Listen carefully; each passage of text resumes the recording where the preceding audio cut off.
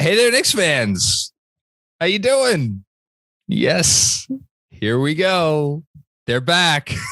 It's your boy, back. Jonathan Macri, with you for another episode of the Knicks Film School Podcast. But it's hard for me to contain my excitement when our least esteemed guests come on the pod. We are finishing up the week strong. We haven't had these fine folks on in it's been a while. I feel like definitely during the off season, right? With good reason. Who should I introduce first? Oh, I don't know. Let's introduce the host of America's fastest growing niche movie podcast sensation still, and someone who's turned into a damn good film critic in his own right, Bernard Ozorowski. Hello, Bernard. Hi, John. How are you today? I'm good. I get to talk to you guys for the next couple hours, so that's pretty good. That makes me happy too. I have to plug the stuff. Well, Final Review. Everybody knows Final Review podcast by now. But theinventionofdreams.com. Go there. Please come. Read stuff. Come. Great. And our other guest, I think he has a job. I really don't know. He lives in St. Louis. Defender of the can I say defender of the indefensible? Jesus. I'd like to think they're very You're defensive. The one who made the joke before we started recording. My God. You were there being before we started recording. Yes. Fair. Yes. Yashwath Manjunath. I got it right. You did. You nailed it. Only took 12 years.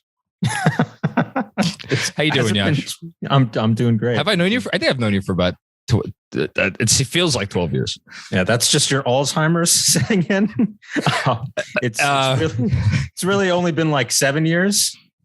Has it really? Oh my goodness. Okay. Well, we bring on Bernard and Yash for this episode, along with playing a even more of a present role. The other host of Final Review, Andrew Claudio. Hello, Andrew. Hi, John. I got edit notes ready to go. Don't worry. So why are these fine folks here? Well, two things are going on right now that happen every year. One, March Madness, which is happening as we're recording this, and will be going on for the next several weeks, as well as an event that about a quarter of as many Americans care about as they used to, which is unfortunate, the Oscars. So we all love movies here, including the producer and one of our guests today. So we are going to do a little bit of a basketball movie themed March Madness bracket. How are we going to do this? Well, there was some contention earlier in the day when we discussed what movies would be included in our bracket. Andrew Claudio, you want to say which films how you ended up picking the final 16? So I ended up just going with the ranked order of Rotten Tomato scores. And there's one documentary that I think is the one that stands above them all. I also tried to make sure it's movies that we've all seen. No offense, Oz, but I think you and I saw High Flying Bird. I think the winning season is good. So okay. And everybody can now go Google winning season and then they'll know what we're talking about. I tried to stick to it's in order of Rotten Tomato scores. There's one play-in game for the 8th seed, Uncle Drew against Like Mike, the battle of the century that you're all looking forward to. Oh my God. And it's 1 through 16 with one play-in game based off of Rotten Tomato scores. These are, honestly, the seeds for the 1 through 16 don't really matter as much because I think once we get to the top 8 and then top 4, that's going to actually decide, what the matchups that people want to hear you guys talk about, because it's you three that are going to be deciding. I just created the game. Did you conveniently skip over the banter at the top? No, I was going to get into it now. I wanted to let people know what we're doing on the episode. Just making sure that's coming soon on the KFS pod, because I believe the Crow needs to make an appearance at the moment. Yes, the Crow does. Crowan J. Barrett over there. What is his name? Crowan J. Barrett. Crowan J. Barrett. Listen, yours truly is about to write an article in which I'm fairly certain I'm going to argue that he should get a max contract extension, which I think is going to put me in the minority of most folks. But yes, he is here. Listen, man, you have responsibility for RJ's dip in production for the better part of a month, really more than a month earlier this season, because that dip started when this guy showed up on my door. and you know it's true. Yes, I did my patented Yash jinx. RJ was off to a great start, and then Crowan showed up, and this is my lesson that I should never give you anything. It's the last gift that I'll ever give you, and then RJ will go on to have a Hall of Fame career as long as I just never give you anything. And I think we'll accept that, the gift of RJ's Hall of Fame career. Yeah, I mean, I think I was not as high on RJ as you. I don't think anybody outside of RJ's family was as high on RJ as you, and a few select folks on Twitter. But I think he's made a lot of people eat some crow this year. I am curious though, where things, and this is a good transition because I do want to get your thoughts on the season as a whole. When you guys, Bernard, I'll go to you first. When you guys think back to, or when you think back to this season 5 or 10 years from now, what do you think the first image that's going to pop into your mind is, or first thought that's going to pop into your mind? I'd like to pretend that it's some optimistic image of this being, how quickly an RJ broke out and eventually led us to a title, but it's definitely going to be Julius loafing back down the court, pretending that he has any interest in playing defense like he did last year. My God, what a season of disappointment this has been. Are you shocked, or are you surprised, or are you somewhere other than that? I'm a little emotionally and mentally broken by it. It's hard. I can't think of another player that has had this extreme of a whirlwind in effort without something crazy going on, like off court or behind the scenes, to go from what he was 2 years ago, which boy, did we hate that guy, to the hero of last year, to essentially, fair to say, dogging it a great deal of the time this year. Good Lord. It's very, very difficult to watch. It's been painful on a number of occasions. And I just think that the letdown of Julius Randle is going to end up the lasting image of the 21-22 Knicks. Yash, you were higher on this team than any of the four of us. 53 wins, baby. Yes. Yeah. And who do you blame the most for this debacle? Okay. So regarding what Bernard just said, one, we don't know what's going on in Julius' personal life. We never really know. And if there's one thing that I've learned in my 5 years as a public defender, it's that there's always a reason why somebody does the things that they do or aren't performing or living up to their expectations. So we don't know what's going on behind the scenes, and we may never know. But I mean, Julius Randle, you can't really say that it's anybody other than Julius Randle, because we saw what this team was last year with him playing like a second team all NBA level player, and they were a 4 seed in the East. And if he played like that this year with the rest of the pieces they have, this would be a playoff team. And we saw last year with the Hawks series, that Hawks series was kind of a preview of what we were going to see this year, in that, hey, if Julius plays like that, how bad is this team going to be? And they looked like a team that was going to do what they did this season, which was a team that was not really fit to be on the court with the Atlanta Hawks in the playoffs. Now, that doesn't mean they were frauds last year. It just means that they were overly reliant on Julius Randle playing to the level that he did, which is like a lot of teams in the NBA. You're overly reliant on a couple of stars. It's why tanking in the NBA is what it is. It's why when LeBron goes somewhere, it like changes a franchise. But despite all of that, the optimist in me is still going to remember this. RJ's buzzer beater, which he's holding up on his phone if you're listening, over Jason Tatum, that is now and will probably forever be my phone background. As this is the season that RJ Barrett arrived and silenced his doubters and started his doubters. Wow. Yeah.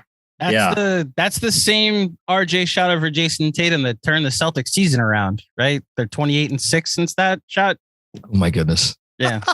That is insane that is what has happened since that. Crazy how that worked out. Yeah, I don't necessarily disagree with too much of what you guys said. I do think we're going to look back on this as the season that RJ kind of arrived. I say this in front of Crowan. I still am not as high on RJ as you are. I still think he needs a running mate who is going to be a little bit better than him in order for this team to do what we all would like it to do. By the time they get that guy, I think we're all pretty confident that Tom Thibodeau will not be the coach. Do you guys think he, I don't think I've actually asked you this, even offline. Bernard, do you think Tibbs starts next season as the head coach? I do. I think I'm not all that excited about it, but I do think that Tibbs is going to be the coach next year. Look, it's tough when clearly the relationship has deteriorated with the three most senior veterans on the team between Kemba, Fournier, and Julius. There have been issues across the board, and it's hard not to fault the coach on that. Now, we've got a lot of progress with the kids. RJ has gotten better. He showed enough faith in quickly that he managed to work his way out of things. Sims is showing some real progress. Grimes was great when he was actually healthy. It's just hard not to worry that he lost the veterans in the locker room. And, there were all these reports of, and obviously some of this comes from like Berman, but there are all these reports of like borderline insurrections and civil wars within the locker room of the Fournier side, who's very upset with the way Kemba was treated, and the kids on the other side. I hate that stuff. And it's the coach's job to smooth over that sort of bullshit. And it seems like Tibbs did a very bad job of smoothing over the bullshit this year. Look, he did. If RJ is buying in and there's a way that perhaps Julius is not a New York Knick to start next year, then I think it's a much easier marriage to buy into. But if we're looking at roughly the same roster and hoping that maybe there's a Brunson added or something like that, but if we're looking at largely the same roster and hoping that we're going to get different results from Tibbs, I'm not all that confident that that's the correct bet for the franchise to make.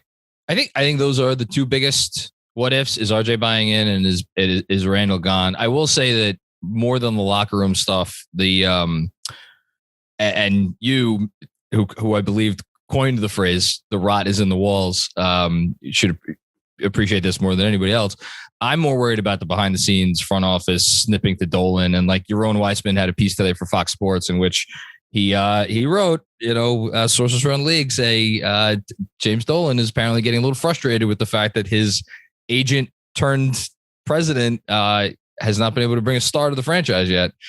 Not exactly what I wanted to read on an otherwise perfectly fine Thursday night. That Jimmy D knows. You know what I'm in the minority on. Yash, you remember the interview he gave where he had to read the names of the players off of a piece of paper? Dolan, it was like a couple of years ago. I loved that. I want him I want him to not know anything about this. I don't even want him to remember that he has a basketball team. I prefer to live in that world. So I didn't particularly love reading that. Man, so it's funny you bring that up because as Rangers fans, some of us are ready to hang ourselves when Dolan fired. I mean, the GM and the president, two of the most well-respected guys in the league. Jeff Gordon, who basically brought the Rangers back from the brink and built a consistent winner that just didn't win a championship. But what we've seen this season with the Rangers has been remarkable, where he stepped in, he Dolaned it all up, and somehow the Rangers are now legitimate championship contenders. And so who knows? Who knows what's going to happen? That's fair. I think Tibbs will be back. Here's what can't happen. You can't have both Tibbs as the head coach and Julius Randle on this team next year. Can't. One of them needs to go. And I think the front office is smart enough to know that one of them needs to go. And I also think they're smart enough to make the correct decision, which is that they should keep Tibbs and get rid of Randle and have a younger roster next year featuring RJ and building around him instead of Randle and letting Tibbs coach that team. And we kind of saw a little bit of that, what that might look like with that Hornets win. So that's what I think the direction they're going to go in and build some of these guys up. And then maybe you see a star trade at the deadline next year.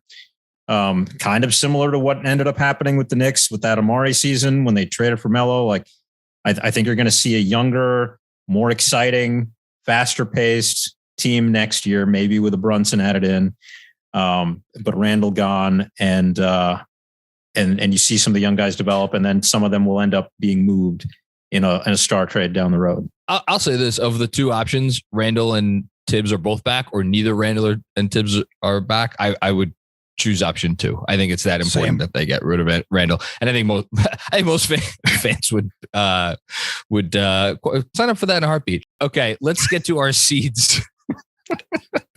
Okay, so again, Andrew went and dug these movies up. I am looking at them now. I think we should just read them off.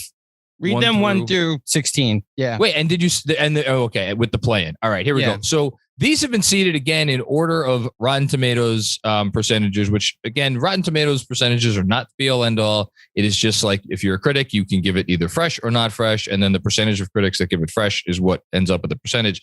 That being said, here we go. Hoop Dreams, our one documentary, at 98% on Rotten Tomatoes. That's our number 1 seed. Our 2 seed, Hoosiers. You may have heard of it, 91%. Number 3, Love and Basketball, 85%. Number 4, I'm going to try not to get too excited when I talk about this movie because I love it. The Way Back at 84%. Yes, the 4 seeds coming for that title. Number 5, another movie you may have heard of, He Got Game at 81%. Number 6, White Men Can't Jump. I can attest to the truth of that statement. That's 77%. Number 7, Coach Carter, 64%. Okay, so here, this is for our AC, we have a play-in game. Uncle Drew at 60%, and Like Mike, starring the adorable, is that Little Bow Wow? Little Bow Wow. Okay. Yes. With a young Jesse Plemons in the movie. Oh my gosh. Yes. He plays the white roommate that doesn't like him because he has sneakers. That's right. I forgot that. Mike is at 57% on Rotten Tomatoes. 9 seed, Glory Road, a movie which I'm just going to be honest and say I've not even heard of. That's at 55%. That's a Disney sports movie. It made a lot of money. Okay, I'm sure it did. Number 10, Above the Rim, 53%. Number 11, Basketball Diaries. Speak of the devil, Leo, 47%. 12, I can't believe this movie got 44%. Only 44%. Space Jam. Come on, 44. How did 56% of critics not like this film? Space Jam is coming for that title. That 12-5 upset is staring at you. Yeah, we'll see. Okay, 13, Teen Wolf. Wasn't sure if this was going to be eligible, but it is a basketball movie. 42%. 14. Again, I'm going to try to keep my composure. Blue Chips. Again, 63% of people are very dumb. This had a 37% on Rotten Tomatoes. Number 15, Semi-Pro, a movie I don't think I've seen. That's the Will Ferrell comedy? The Will Ferrell comedy about the ABA. Yeah. There you go. 22%. And last but certainly not least, I was a guest on a podcast to discuss this movie once, which I had not seen, and I watched it like 3 years ago. Oh boy. The properly seated Eddie with 17%. So biggest omissions, guys. What should be here that isn't here? Finding Forrester. You're the man now, dog. That's the Sean Connery movie, right? Yeah, it's a Sean Connery movie where it's kind of like a white savior movie a little bit. It's better than some of the things on this list. I thought the Uncut Gems discussion was a worthy discussion on our text chain earlier today. I agree that we made the right call not having it in. It is not a basketball movie, but yeah, that deserves a mention, right? If it's a gambling movie more than anything else, and if you take the basketball out and just put a football game in, then the movie still works. So yeah. Us. Oh yeah, High Flying Bird, on the other hand, is a little bit more of a basketball movie, but it's kind of an off-court agent type story, and not necessarily. It's more like if you're calling Jerry Maguire a football movie or not, kind of the same thing. I need everybody watching this on YouTube right now. I'm gonna look right into the camera for this one. Oh boy! If you've heard of High Flying Bird, please comment, because I'm actually curious if this is just like an Oz Me movie or like a That was a big deal because it was like Soderbergh. It was Soderbergh making a movie for a streamer. 2 movies a year, though. That's but that was back when Oz. Correct me if I'm wrong. That was back when this caliber director did not make movies for streamers. And it was the Moonlight writer coming right off of Moonlight. That had a lot of buzz.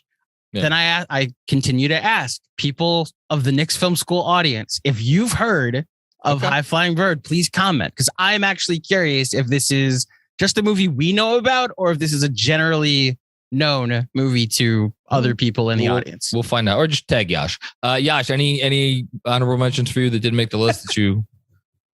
I can't really think of any. I mean, all of the. I'm going to be honest. I don't care about some of the movies on the bracket that we have now, but I adore deeply a select collection of basketball movies, and they all made it. So that's I'm with you on that. I do want to just Andrew, what? Well, did you want to mention The Last Dance and why it's not here? Yeah. I mean, we talked about that every week for 2 months on this podcast. Also, correct me if I'm wrong, The Last Dance was never released cinematically, like in a theater. No. So it's like it's like when I tried to argue about when we did our top 10 that Bo Burnham's Inside is like one of my favorite movies when it was eligible for the Emmys, you know, like that's a TV documentary, a miniseries. I believe that but for the pandemic, there would have been theatrical release plans similar to the People vs. O.J. Simpson, which created this weird like nether realm of is it TV or is it a movie, where they would have tried to do something with it in theaters. And I believe it was scheduled to premiere at a film festival, maybe South by Southwest as well. So there's at least a case. Okay. Yeah. The Last Dance, it's different from Hoop Dreams. It's just, it feels more like a TV show. That's just, and as a TV show, it's maybe the greatest basketball TV show ever by a decent margin because it's a masterpiece. But yeah, it just doesn't feel like a movie. I'll throw in one more. This is going to elicit a response, I'm sure. Forget Paris. Oh, the Billy Crystal movie. Billy Crystal. Yeah. A lot of basketball players in the movie. He plays a ref. I've seen that movie a few times and I've enjoyed it. I like Air Bud better than some of the movies on this list. Oh yes, Air Bud, yeah. Man. You know what? Air Bud is my omission there. And you guys want to throw in a couple play-ins for the 15 and 16 seeds? No. Mine would be the air up there. The Kevin Bacon goes to Africa and discovers like the next, I don't know, I don't remember the basketball player in the film, but and what was the George Mirasan Billy Crystal movie? Giant. My Giant. Yeah. Oh yeah. That was a good one too. Oh man, I certainly never saw that. Good. I never saw My Giant. The only reason I know that movie exists is because they have a discussion about it in an episode of Friends when Chandler's trying to get laid with Monica, and then Joey goes in like, "Oh, you guys are watching My Giant? I love that movie." I know the episode. Yeah. I'm not as up to speed on the Friends discography there. Okay, so what we start with the 1 versus 16, right? Yes. Okay, so how are we going to do this? Is it me, Yash, and Bernard voting, and then just you three? If you guys haven't seen a movie and you want to pull me in as a wild card guest pick, I can. But this is a bracket I made for you three to fight this out. So first round, we're going Hoop Dreams versus Eddie. Now Eddie is the one film on this list to prominently feature the Knicks. It's about the Knicks, about Whoopi Goldberg coaching the Knicks. It has several NBA players playing roles as NBA players on the Knicks, including, I believe, Rick Fox, Mark Jackson, Olden Polynice. Am I making that up? Olden Polynice is on the opposing team. I was on the opposing team. Okay. Yes. This is a very bad movie. I don't know if anybody wants to say anything about it. It's preposterous. Whoopi, I don't even love Whoopi in it, and I love Whoopi. Whoopi Goldberg, like she's great, but not in this film. Is there any discussion warranted here, Bernard? Anytime you let me vote for a Criterion Collection movie in one of these things, I'm very excited. So I'm assuming you're referring to Hoop Dreams. I don't think Eddie made the Criterion Collection. Yash, any objection from you? No. Can we move on to like an actual discussion? Because come on, Hoop Dreams. Eddie is only on this list because it is a Knicks related. There you go. Yeah. And shout out, friend of the pod, Stacey Patton from Twitter. This is where he gets his name from, his Twitter name from. All right, next seed. We actually need the play-in first. So this is a play-in. I'm not really feeling passionate about either of these movies. Like Mike versus Uncle Drew. I'm a little partial to Like Mike. Me too. I saw Like Mike in theaters. So did I. Yeah, me too. And Yeah, I mean, like Mike is a cute adoption story, and I don't care about Uncle Drew at all.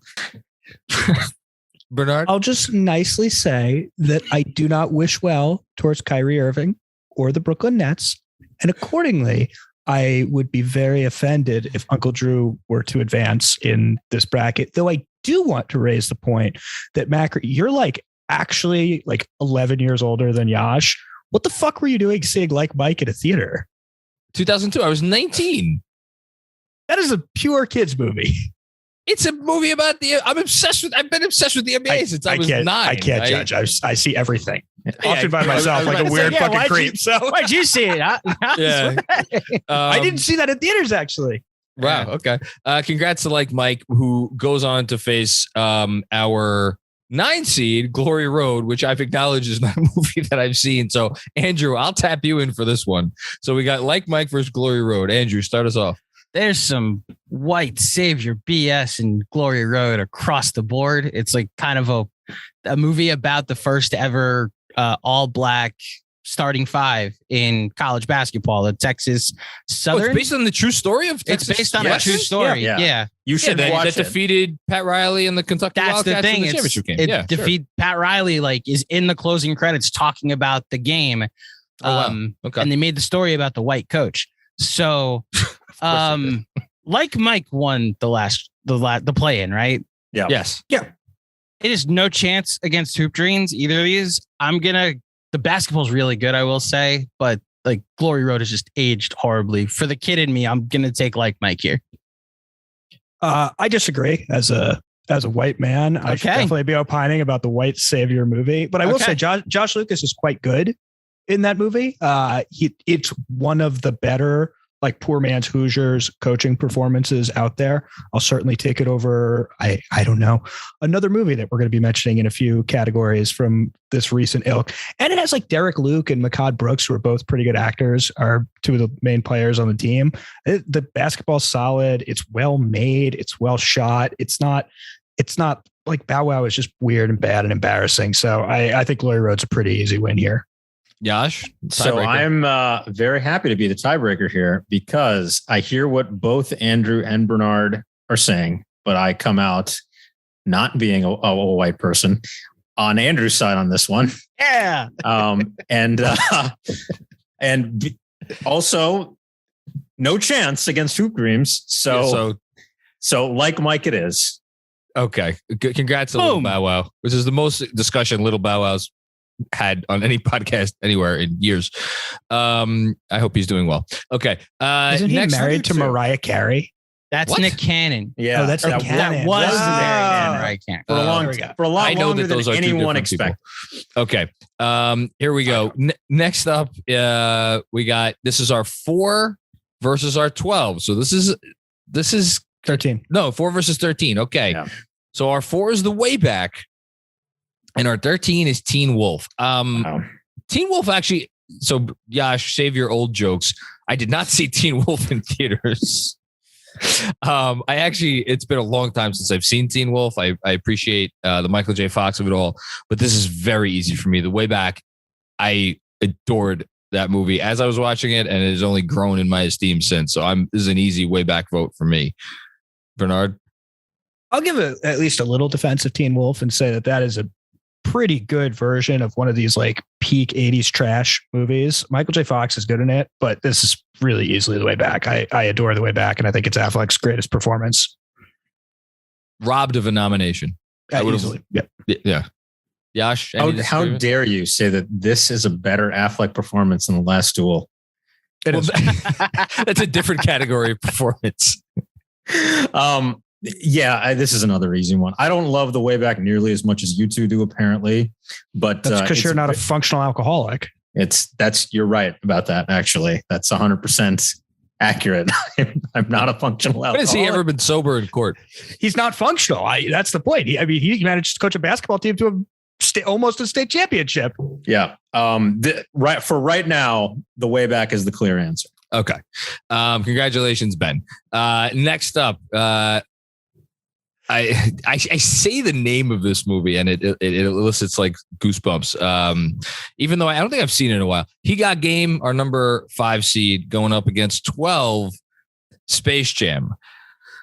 I'm gonna tap out for a moment. I want to save go last here. Yash, let's start with you. So because are you big time Space Jam here? I am a big time. This is so hard because He Got Game is a great movie. And this is kind of an unfair 12-5 matchup for Space Jam, but I'm still going to go Space Jam because I adore it so much. And it just means, I also think it just had a bigger impact culturally than He Got Game did overall. Although He Got Game among basketball fans might be the bigger movie. Bernard, get the fuck out of here. Okay. Like Space Jam had Michael Jordan in it. Let's just, Bernard, it's Space Jam. Make your case. Fucking movie. I'd rather have Denzel Washington than Michael Jordan in a fucking movie. Michael Jordan is god awful. Now he's not as bad as LeBron, but he's fucking terrible in that movie. It's so easily He Got Game, which is one of Spike's greatest movies. Denzel is amazing. They managed to, with like magic and camera tricks, pull a perfectly acceptable performance out of Ray Allen. It's so easily He Got Game. It's a fantastic film. Space Jam is like a fun thing that's awesome when you're 7. And if you keep looking at it through the lens of when you're 7, you're going to keep loving it. If you, I don't know, put even like a little bit of reasoned adulthood into your consideration of that movie, you realize it is like trite, manipulative trash. Okay. But who among us is a reasoned adult who's looking at this through a reasoned adult lens? Well, no, I want to say as the other person on this podcast who has kids, I think there are 3 categories of kids movies or kids entertainment. There's utter greatness, like Encanto was the most recent example, which is just fantastic. And then on the opposite end of the spectrum, there is just unwatchable, utter garbage. And then there is this middle ground where it's like, okay, at least they are doing the thing well enough that they are aiming to do, and that is Space Jam. They did the thing that they were trying to do. It is enjoyable enough. It's well done. It's well executed. Gello, Bill Murray, always a pleasure. Bill Murray playing golf. At the same time, it's just, I mean, it's He Got Game. I mean, there's no real. Andrew, do you want to give a little something to Space Jam before we move on? Because I know you love that movie. So Yash and I were actually texting last week, was it, when I asked you to do this pod about Space Jam and how he respected that I had it as my number 1 movie of 1996. I do not know any of you without Space Jam. That's the movie that introduced basketball to me because Michael Jordan saved my favorite cartoon characters from a lifetime of captivity. And then I watched it again as an adult, and listen, I agree with that. It's not for the adult eye. So it has a place in my heart that I couldn't wait to show my little brother. I can't wait to show my kids. He Got Game. This is just a tough matchup for Space Jam. I think this beats out Glory Road, Like Mike, and Uncle Drew. Yes. But in this matchup, He Got Game has a chance to win the tournament. So blame the selection committee. Yeah. Okay. Exactly. Halfway through round 1, I think these may be a little bit easier for the other half of our bracket. Number 2 seed Hoosiers, number 15 semi-pro. Oh my God. Anybody want to say anything about semi-pro? This is Semi-pro is not terrible. It's pretty funny. Oh, okay. All right. This is where it's actually not bad at all. Yeah. Will Ferrell and Woody Harrelson have great chemistry together. That movie's pretty good. It's also like historically somewhat accurate that like when the whole sequence where they where they discover the alley-oop and they're like, wait, can we do this? And that's where the ABA, like it's where like dunking became cool, you know? Yeah, it's really not bad. I really don't think it's much worse than like Talladega Nights in the Will Ferrell filmography. Oh, well, yes. The masterpiece that is Talladega Nights. Talladega Nights is good. Crazy. This is good. I agree. All right. Hoosiers is moving on. Yes. Shocking. Yeah, I know. Okay. Okay, here we go. Our 7 seed Coach Carter from 2005 versus 10 Above the Rim. I mean, one of these movies has Tupac and the other one doesn't. I gotta go with Above the Rim here. I'm already acknowledging that it's probably not moving on past the next round. I'm going Above the Rim pretty easily. Yeah. I'm also going above the rim for the same reasons as Macri. I'll say that we should let Andrew have a word on this in response. But I will say, even though this movie is very vaguely based on Stephon Marbury's life, Above the Rim is a pretty damn good movie, and Tupac is fucking fantastic in it. So if you have not seen this movie, you should track it down. No. Andrew? Coach Carter is legit my favorite basketball movie. I understand it was getting outvoted here, and nothing I say will change any of your minds, but it's got the best basketball of any of these movies that you're going to watch today. They actually went and ran the exact same plays that Coach Carter like put into like the attention to detail for that. It's got some of the best, like Sam Jackson yelling that you see outside of, like, for a Disney movie, because obviously there's like movies where he says motherfucker that everybody loves. Yeah, I think for everything I want from a basketball movie, and it does kind of go off the rails once the lockout happens, but the basketball, since this being a basketball movie bracket, I don't think there is another thing that is better that you're going to compete with today, you know? So, okay. I mean, I second a lot of what Andrew just said. This is just a tough matchup, but Coach Carter is, for people who haven't seen it, watch Coach Carter. It's a good basketball movie. Yeah. Well, hopefully at the very least, we've raised some attention for Coach Carter, Andrew. Like the attention to detail with the filmmaking of some of these movies. You'll notice in a lot of these basketball movies, specifically Teen Wolf, where the shot gets taken, they cut to the ball in the air. Then they cut to someone watching the shot. So they cut to the ball getting closer to the rim. It's like 5 cuts just to make you think the shot went in. There are full possessions where the camera does not cut in Coach Carter and actually lets you know they played a game of basketball for this scene. And you get to see the actual choreography that is like an attention to detail that I appreciate in this movie, at least. Congrats to Above the Rim and upset. Next up, this is my toughest first round matchup personally. Number 3 seed, Love and Basketball, which I'll never forget the first time I saw that movie. And number 14, again, I really do blame the committee for this. Blue Chips. I'm going to go last again. Bernard, I'll turn it to you for this. I can once again pick a Criterion Collection movie. Love and Basketball is really good. It's very important to me when people in movies behave like normal human beings. And one of the things that normal human beings want to do is fuck. And I was wondering Omar Epps and Sada Lathan want to fuck in this movie. It's a great, I think it is the best sports romance movie with respect to Jerry Maguire. It blows away Jerry Maguire in that category. I'm agreeing. I think the intimacy works in this. I think the interplay of sports and sex is effective. And I think that this is a really good movie that I'm guessing a lot of listeners have not seen and should definitely track down. Yash? Oh, man. Okay.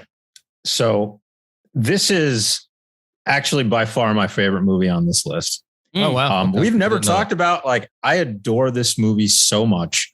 I think the basketball is great. I think that the romance between Omar Epps and Sanaa Lathan. So normally I don't care at all about movie romances. Like, usually I don't buy it. I think a lot of them are just terrible or cliched or things that we've seen a million times. That's why, like, my favorite movie couple ever is Bond and Vesper in Casino Royale, because it's kind of unconventional. But man, these two are in the top 3. I love this movie so much. It's going to break my heart when you two assholes pick the way back over it or whatever else is going to end. We'll get there. But like, Love and Basketball in this first round, and every matchup, I'm going to be picking Love and Basketball because I just adore this movie so much. So you guys wrote your love letters to Love and Basketball. I will just say Love and Basketball is my pick too. It moves on. Blue Chips, so Bernard, you were like, okay, or Andrew rather, when you were talking about, like, when you saw Space Jam, like, you were a kid, like, when I walked into the theater and I was like, oh my God, that's Shaquille O'Neal, and oh my God, that's Penny Hardaway. And like this story that I was playing out on screen, and I like knew obviously what these guys were. And like, look, I would have to go back. I haven't watched this movie in a while. I have to go back and watch the Nick Nolte performance. I recall it as being good. Bernard, am I way off base here? No, he's good. It's that like Shaq is very bad. It's yes, part of the issue. Yes, there are other issues with the non-actors who are. He's not as good as he is in Kazam. Well, that's again or Steel. I remember. I saw Steel in the theater. So did I. Just like great. I saw this movie in the theater. Yeah, it was not great. Look, Blue Chips it certainly scratched an itch for 11-year-old me. I don't think it's a bad movie. I think it's an enjoyable watch, even with the poor acting for the basketball stars in the movie. And it was compelling, and it loses to Love and Basketball. Okay, last first round matchup. White Men Can't Jump. How you doing? Our 6th seed versus 11 Basketball Diaries. I'll go first. I'll get this out of the way. It's White Men Can't Jump for me. I've watched that movie several times over the course of my life. It's always entertaining. It's not a perfect movie, but it's a good time. So that's my pick. Bernard? Yeah, it's White Men Can't Jump. I like Basketball Diaries, but I will say the single worst basketball player in any of the movies that we're discussing today is Leonardo DiCaprio in Basketball Diaries. He doesn't know how to dribble a basketball. So it's got to be White Men Can't Jump. Okay. Yeah, I agree with everything you guys said. This is actually a tough matchup, though, because I think Basketball Diaries is very good. It's just White Man Can't Jump is iconic and just a tough matchup for Basketball Diaries. Yes, it is. Okay. Again, we'll get the easy one out of the way first. So our 1 seed Hoop Dreams takes on our play-in winner, Like Mike. Like Mike, you took it as far as you could go, buddy. But any objection here? It's Hoop Dreams. Hoop Dreams. Hoop Dreams. Hoop Dreams. Okay, giddy up. Next up, okay. Boy, the way back, our 4 seed versus our 5 seed. He got game. I'm gonna go to Bernard first for this. Wait, let me go last. I have to think about this. Okay, all right. I'm actually undecided. Yash, go first. I'm gonna go with He Got Game for all of the reasons that you guys praised He Got Game. Bernard in particular. Everything that Bernard said, I agreed with completely. It's just I loved Space Jam, but like now that it's He Got Game against the way back, I'm going He Got Game all the way. Spike all the way, Denzel all the way. He Got Game. Here's why I'm conflicted. I enjoy the way back more.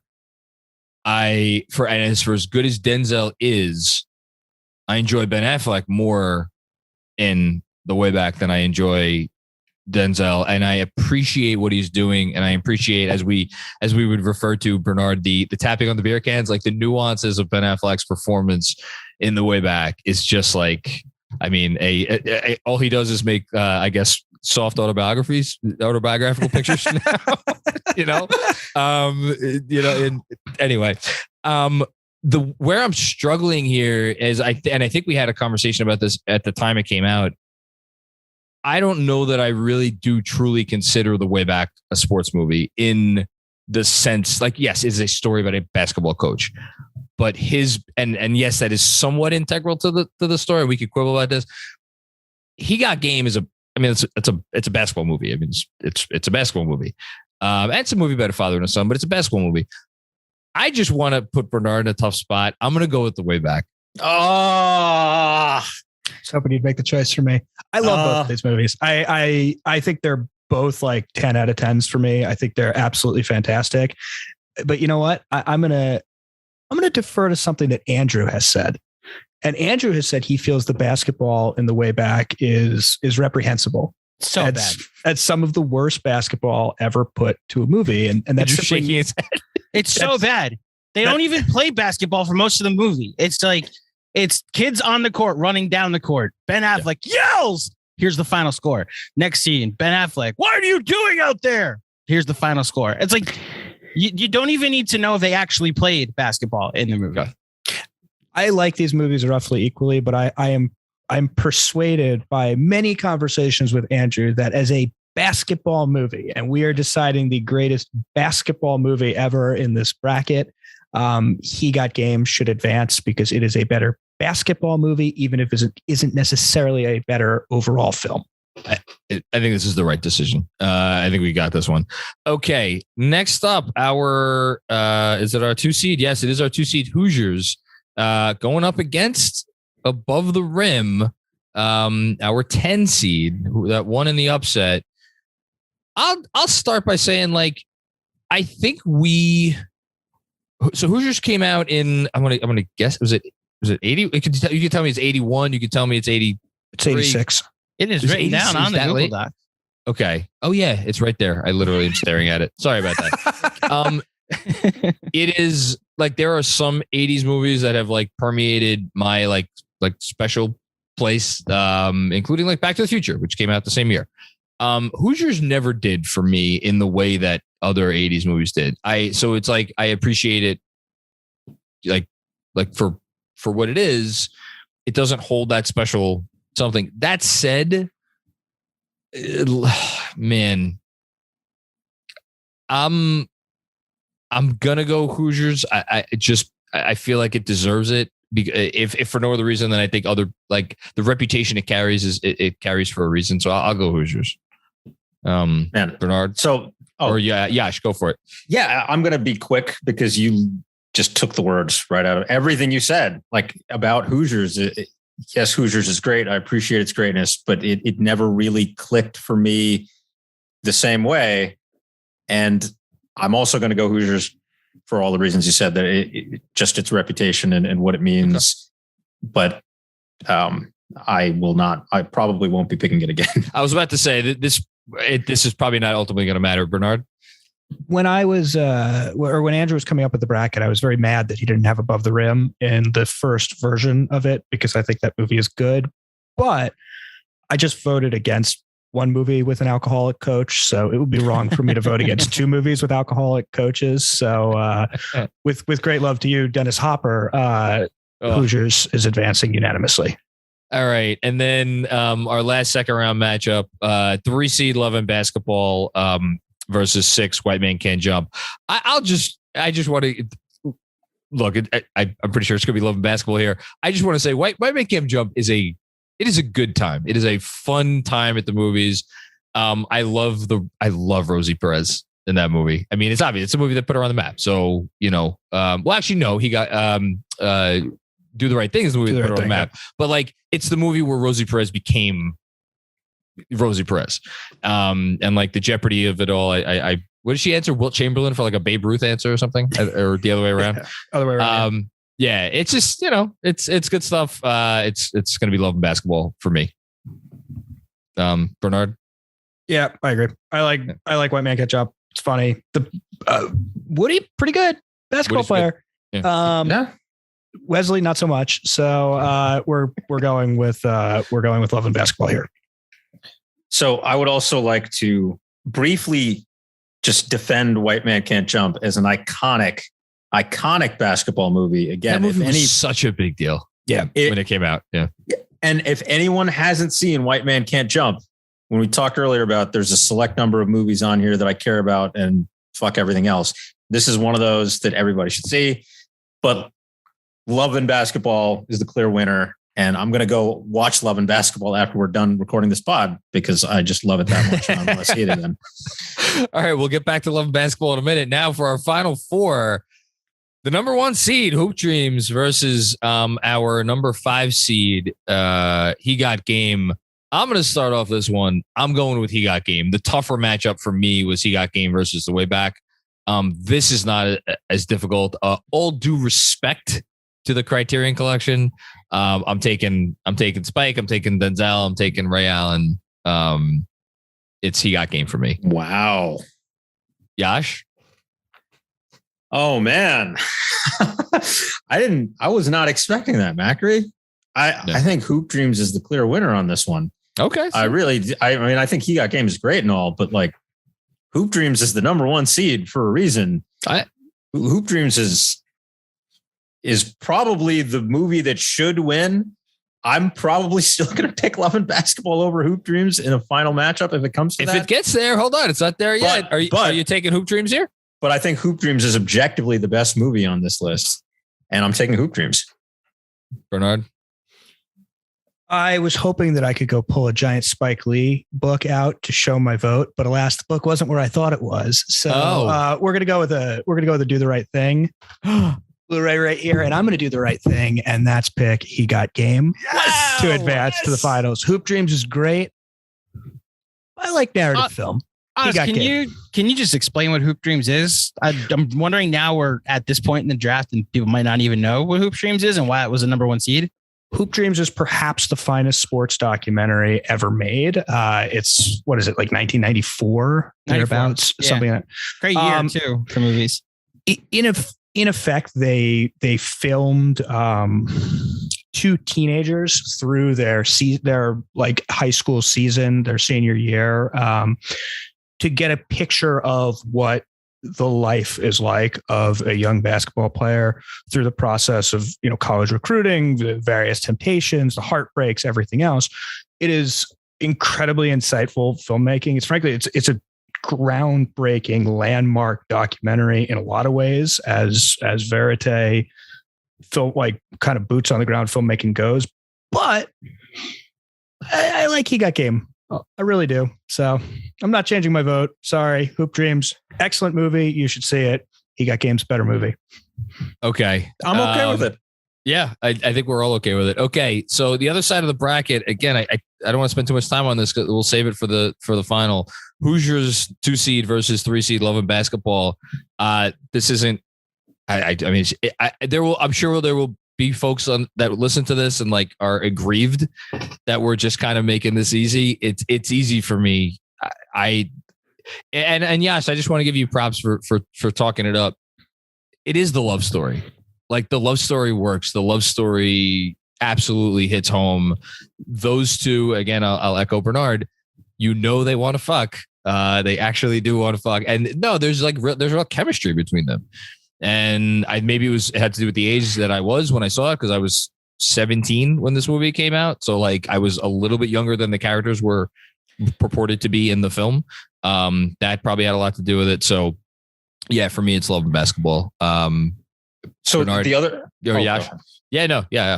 the other thing I'd like to add, since of course we talked about how great the love story is in Love and Basketball. The other thing I really love about that movie is sort of the complicated nature of fatherhood that's portrayed with how like Omar Epps' father in the movie, like he wants better for him while at the same time not actually living by the example that he wants his son to live up to.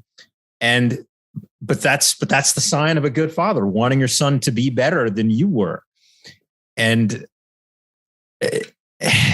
Black fatherhood is something that there isn't enough about that, like movies that really depict it in the way that, and TV and movies, like it's hard to find great pop culture representations. Sure. And I really loved it in that movie. I thought it was, it showed, it made me think about my own relationship with my own father. It wasn't perfect, but like was still a great father. And it was realistic. It wasn't like, oh, we need to make this guy perfect and flawless because we just need to depict Black father in a positive way. No, it was complicated and real, but that's what made it that much better. And I love that part of it almost as much as I love the love story and the basketball. This is just a masterpiece of a movie.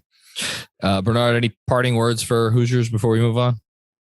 2, which is to say Dennis Haysbert was the name you were looking for. Yeah, it's President Palmer on 24. That guy's awesome. Hoosiers is a movie, and you both touched on this.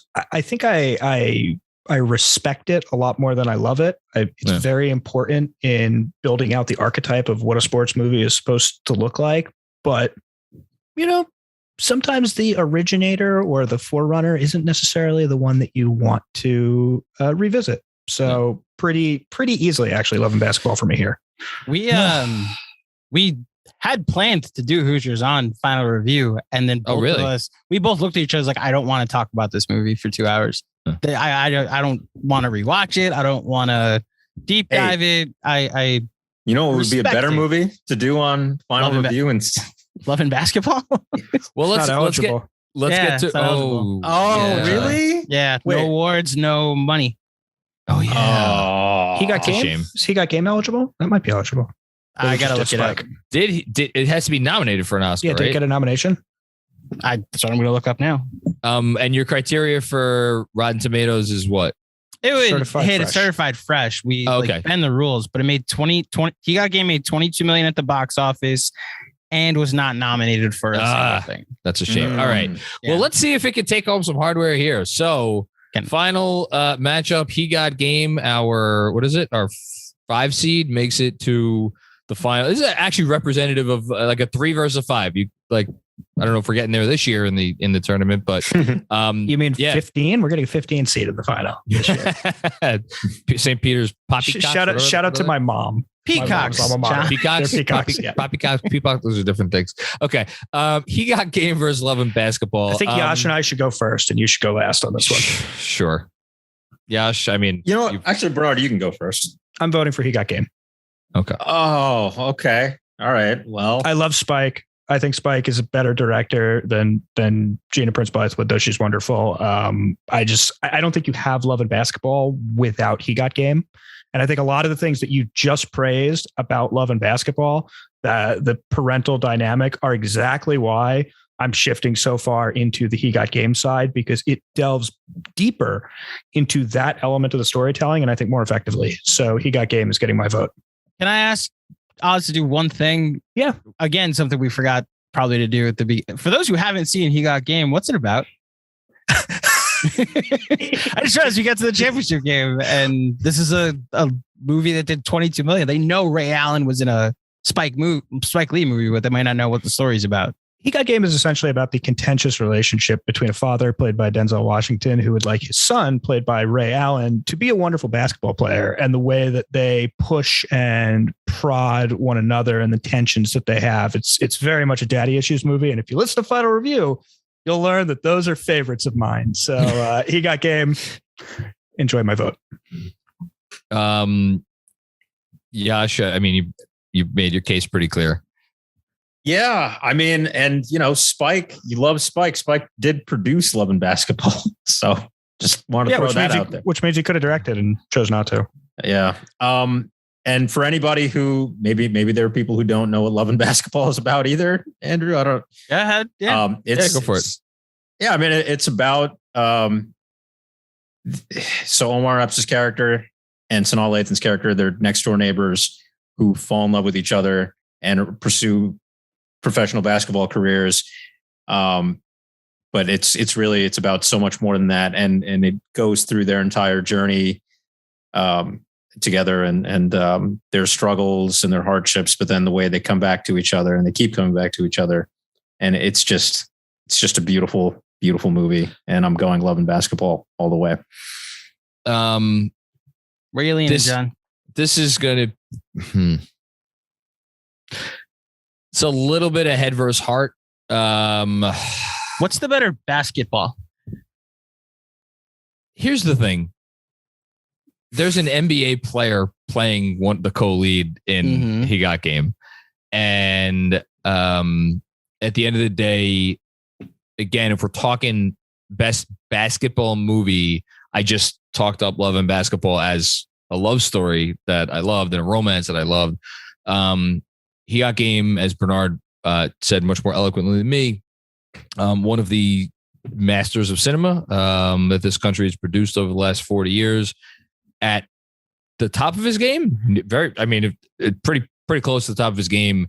And I don't know that I could say unequivocally this is my favorite Denzel. I really do enjoy him in Malcolm X, which is a movie Yes. He's so good in Malcolm X. And there's other. We don't need to go through Denzel's filmography, but this is right up there. Yeah, I got it. It's He Got Game. Congrats, Spike. Congrats, Denzel. Congrats, Ray Allen. This movie clearly prepared him well for hitting the biggest shot in NBA history. So there you go. I mean, and Ray Allen is part of why I don't love He Got Game as much as you guys do. But anyway, I saw this coming, but I get it. Okay, it's understandable. All My heart's broken, but I understand. Basketball's better than Love and Basketball, but I think these are two evenly matched matchups. Yeah. The scene when she has the turnover and then runs back to take a charge.